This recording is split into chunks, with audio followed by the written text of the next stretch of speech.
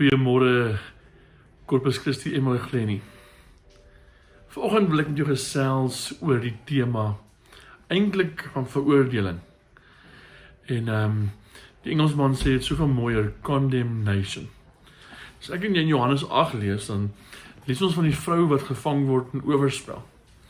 So om net vir 'n bietjie konteks te gee van die storie, die vrou word gevang in oorspel. Dit by beginsel beteken dat hierdie vrou was heel waarskynlik 'n getroude vrou. Sy het heel waarskynlik 'n gesin gehad. Sy as getroude vrou verneek haar eggenoot. Sy is die een wat rondloop. Sy is die een wat oor die muur spring. Sy is die een wat haar man verneek, want sy word gevang in oorspel. Nou, as jy in Johannes 8 die storie lees, dan sien jy hoe lyk Jesus se interaksie met hierdie vrou. Maar wat ek ook wil hê jy moet oplet, in daai dae was dit baie belangrik, en jy lees dit in Levitikus, dat hierdie vrou skuldig was aan die wet, maar ook skuldig was dat die wet het gesê dat sy moet gestenig word. So haar straf indien sy gevang sou word van oorspel, so sy was 'n Joodse vrou, jy kan aflei want sy het onder die wet, as Joodse vrou wat gevang sou word in oorspel, haar straf is om doodgemaak te word deur te stenig. So die Fariseërs vang haar in hierdie daad van oorspel, en ek en jy is nou nie heeltemal seker hoe gebeur dit, hulle vang nie, het hulle vir haar stryk gestel nie, maar dit goed maak nie eintlik saak nie, want die beginsel is, al het hulle vir haar stryk gestel, sy het nog steeds gekies om in oorspel in te beweeg. Sy het nog steeds gekies om haar man te verneek. So sy is skuldig aan alle opsigte aan die wet. So ek wil vir 'n oombliekie gou hier stil staan, as jy Johannes 8 lees. Daar's baie mense, reg rondom ons, elke liewe dag, wat sonde doen. So ook ek en jy, ons is nie vry van sonde nie. En ons maak foute. En soos die vrou, kies ons soms om foute te maak. Het is nie dat foute by ongeluk gebeur nie. Ek het al baie kere in beradings gehoor, of in sessies dat mense het, dan sal iemand vir my sê, maar Quentin, ons het by ongeluk swanger geword. Daar is nie iets soos dit nie. Niemand kan by ongeluk swanger word nie. Niemand kan by ongeluk in sonde instap nie. Sonde is altyd 'n besluit, want jy as individu het altyd die vermoë om voor sonde nee te sê. Niemand dwing jou nie, jy kies. Jy kies of ja, en jy kies of nee. En ek het 'n spreker eendag hoor praat, wat gesê het dat ek en jy moet lank voor ons by die oomblik van sonde kom kies wat ons gaan doen.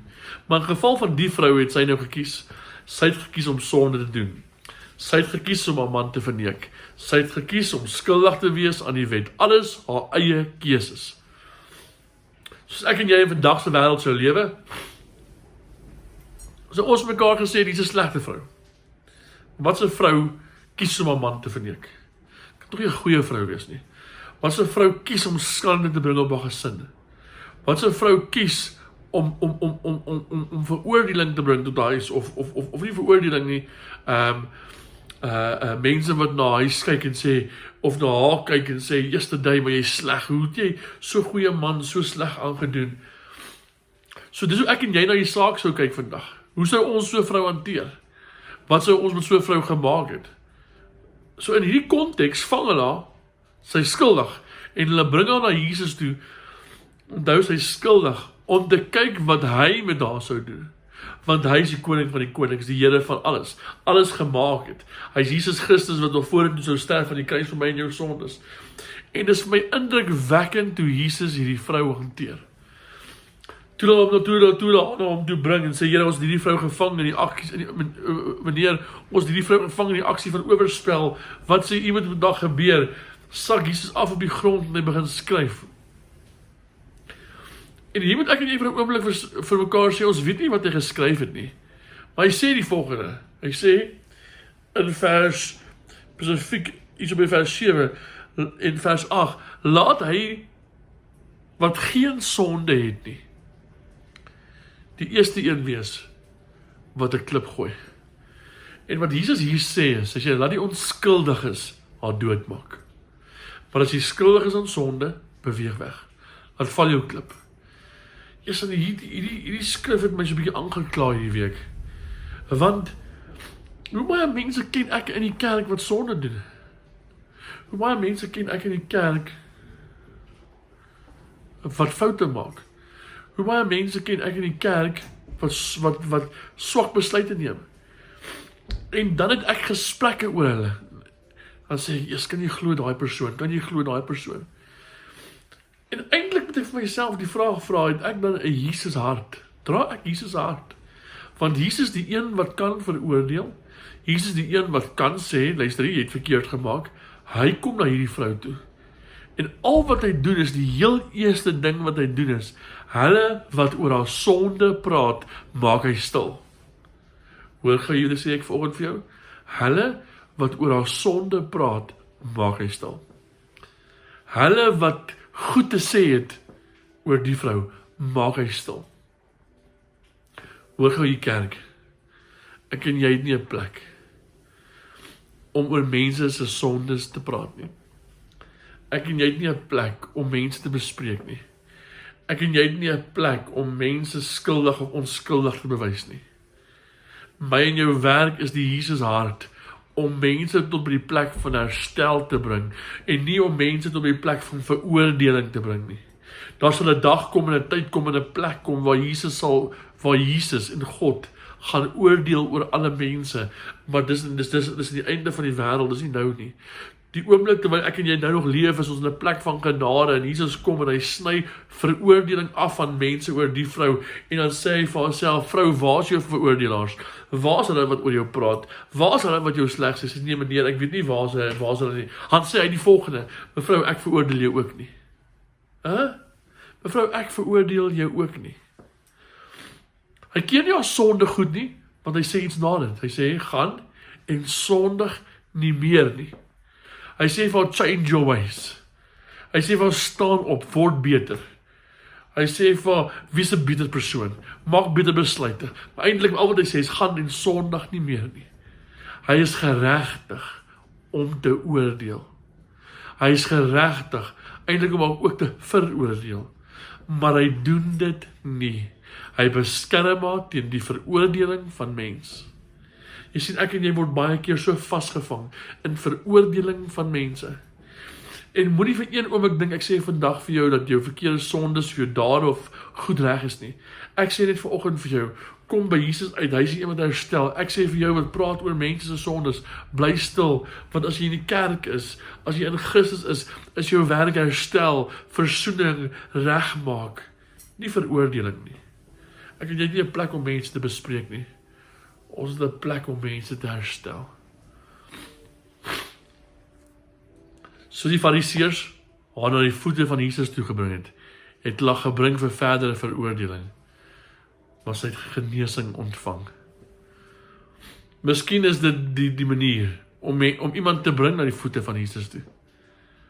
Maar nie om hom te sê, Here, hierdie vrou is gevang en oorspel nie. Om hom te sê, Here, sy het oor self gespreek, maar Here, wil U haar nie vandag kom herstel nie.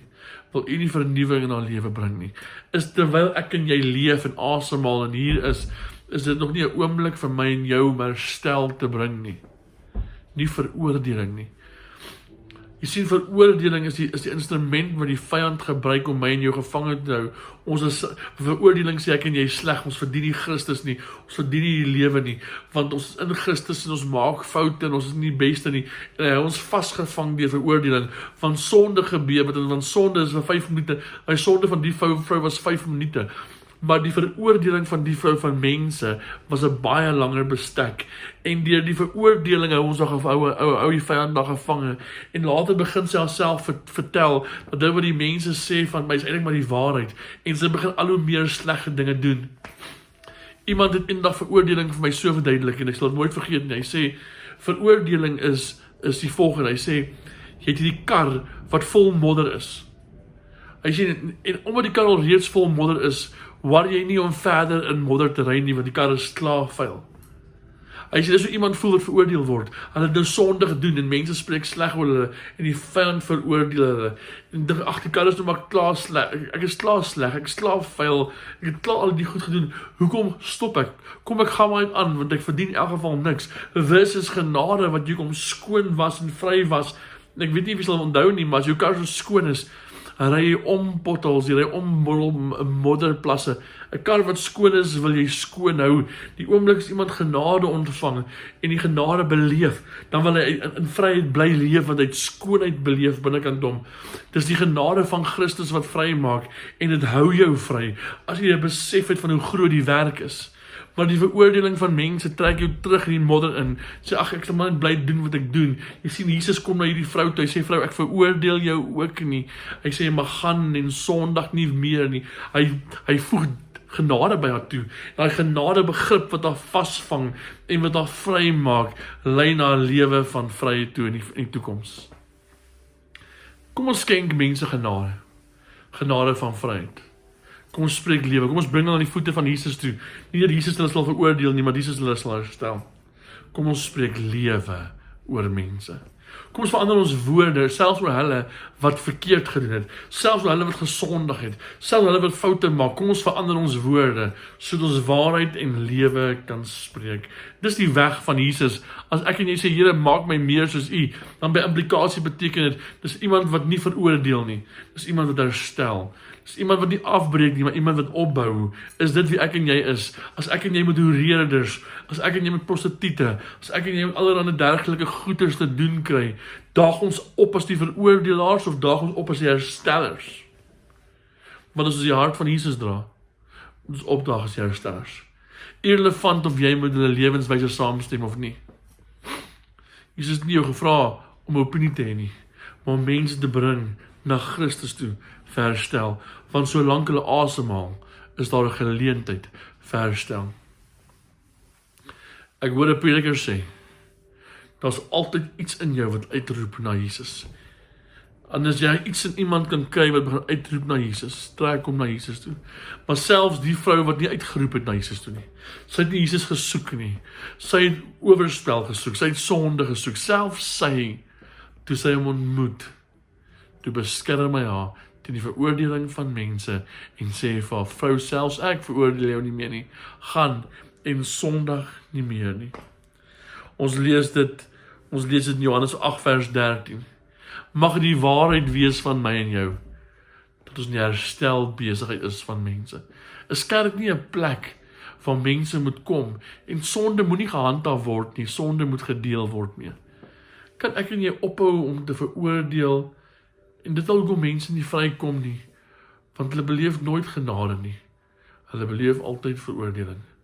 Maar ek en jy ons wese en ons wyses verander, en mense genade betoon, maar nie genade wat sonde aanvaar nie, genade wat veg vir die vryheid van mense.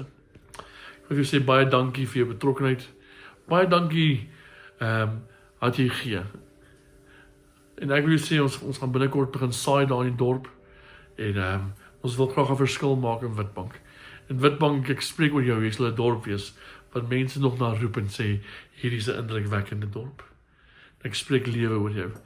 Onthou, ons is binnekort daar naby FNB BMW, gaan ons gebou oopmaak.